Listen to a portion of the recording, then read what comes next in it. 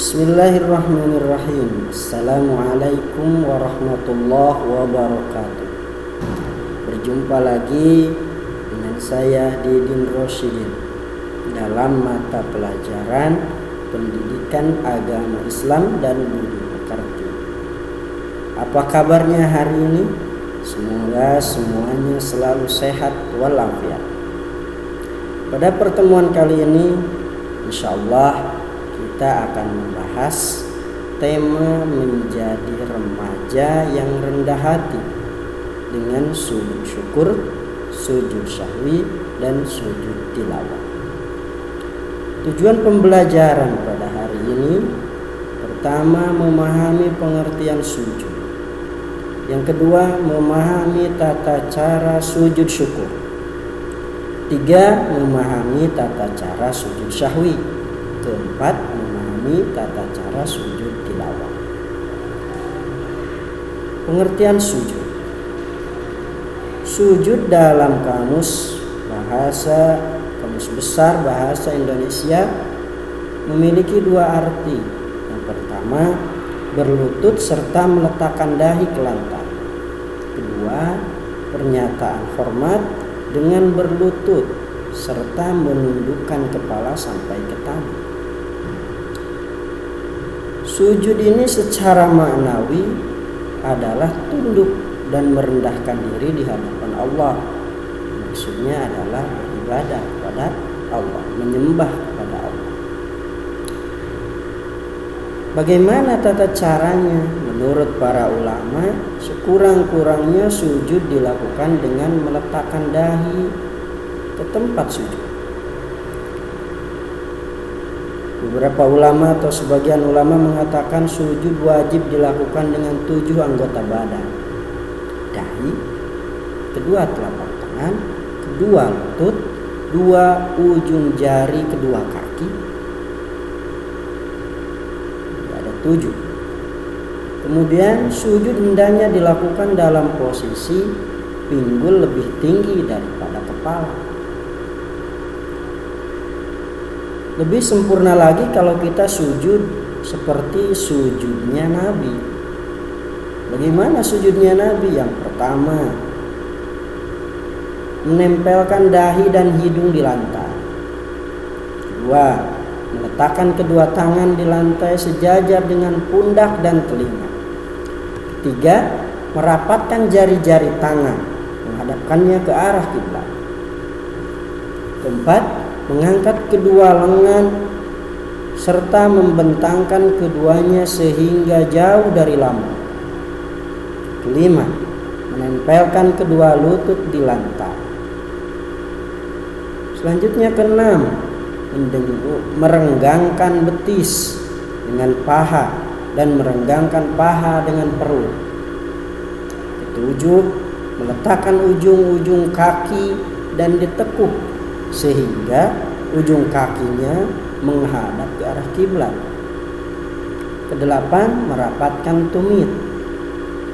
Kesembilan, melakukan semua gerakan sujud dengan sungguh-sungguh. Sujud yang akan kita bahas pada hari ini, pada kesempatan ini adalah sujud di luar sholat. Maksudnya adalah sujud yang dilakukan itu tidak termasuk di dalam rukun sholat sekalipun dilaksanakan ketika melaksanakan sholat. Apa saja? Pertama ada sujud syukur, kedua sujud syahwi, ketiga sujud tilawah. Marilah kita bahas satu persatu. Pertama, sujud syukur.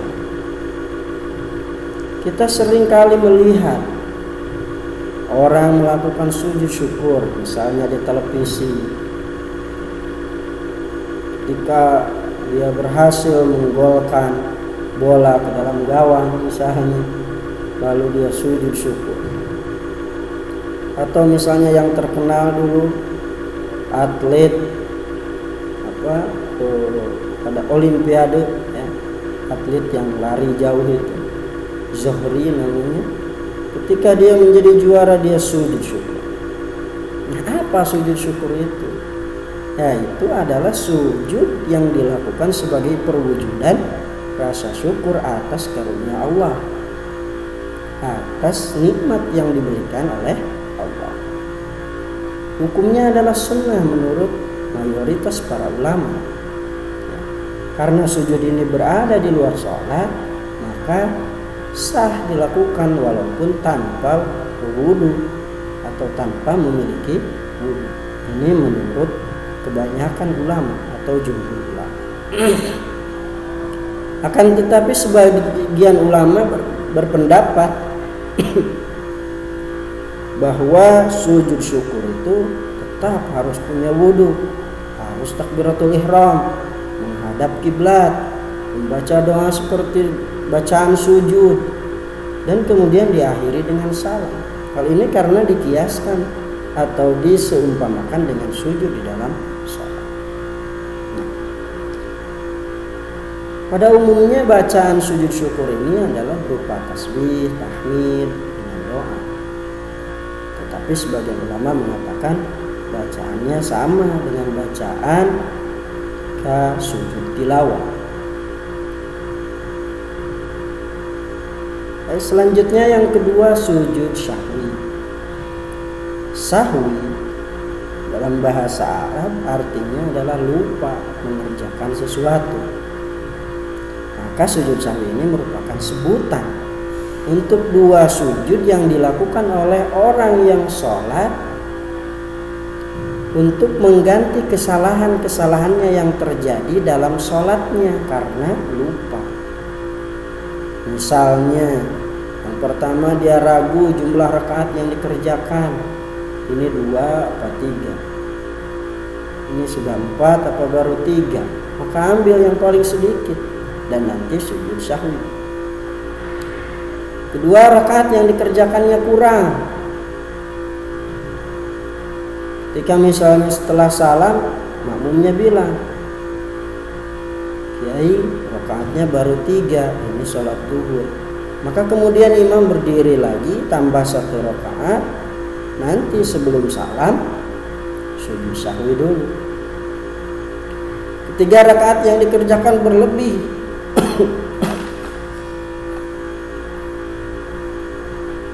Lebih ini malah. Misalnya harusnya 3 malah 4. Yang keempat, lupa tahiyat awal. Nah, bagaimana caranya? Caranya tadi pada rakaat terakhir sebelum salam, imam sujud 2 kali, diawali dengan mengucapkan takbir, kemudian duduk di antara 2 sujud, kemudian diakhiri salam. Dan bacaannya adalah subhanaman la yanamu wa la yasmu. Selanjutnya sujud tilawah. Sujud tilawah ini merupakan sujud yang dilakukan pada saat membaca atau mendengar ayat-ayat sajdah. Sujud tilawah ini bisa dilakukan di dalam salat ataupun di luar salat, tergantung kapan dia mendengar atau membaca ayat sajdah itu. Kalau dilakukan di dalam salat, maka sebagai makmum harus mengikuti imam. Jika imamnya sujud, maka ikut sujud. Jika tidak, maka tidak usah. Caranya bagaimana? Yaitu dengan cara setelah selesai membaca ayat sajdah, langsung membaca takbir Allahu Akbar, langsung sujud. Setelah sujud langsung berdiri lagi dan lanjutkan salatnya. Kalau mau lanjut baca ayat, baca ayat. Kalau mau lanjut ruku, setelah berdiri tegak, ruku. Hukumnya sujud tilawah ini sunnah menurut mayoritas ulama. Di dalam Al-Quran ada 15 ayat sajdah yang biasanya ditandai dengan gambar sejadah kecil di akhir ayatnya atau mungkin di samping ayat. Atau kalau dalam Quran yang cetakan Indonesia itu ada tulisannya di pinggir sajdah. Itu menandakan bahwa ayat itu adalah ayat sajdah. Bacaannya bagaimana? Bacaannya adalah sajada wajhiya lillahi khalaqahu wa syaqqa sam'ahu wa basarahu bihaulihi wa quwwatihi. Nah, selanjutnya apa sih fungsinya sujud? Nah, fungsi sujud ini ada banyak. Paling tidak sekurang-kurangnya ada 4. Yang pertama, mendekatkan diri pada sifat tawadhu. Jadi orang yang suka melaksanakan sujud, dia akan terbimbing hatinya atau perilakunya menjadi orang yang tawadhu. Otomatis kalau dia tawadhu, maka yang kedua menjauhkan diri dari sifat sombong. Jadi kalau orang yang suka sujud dan sujudnya benar-benar dihayati, maka kesombongan di dalam dirinya akan sedikit demi sedikit hilang. Karena dia merasa bahwa dirinya itu bukan apa-apa, bukan siapa-siapa di hadapan Allah. Hanya makhluk Allah yang kecil. Yang ketiga, memotivasi untuk meraih prestasi. Orang yang bersifat baik, prestasinya insya Allah akan juga baik.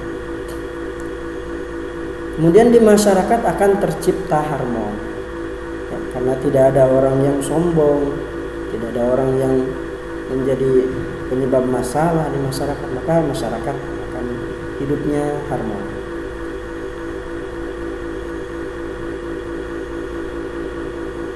Sujud itu indah. Engkau berbisik di bumi, tapi didengarkan di langit. Maka mari kita perbanyak sujud. Baik sujud di dalam salat, sujud di luar salat. Kita perbaiki sujud itu. Kita hayati makna sujud, benar-benar sujud. Sehingga fungsi dari sujud itu kita dapat kita. Sekali lagi, sujud itu indah.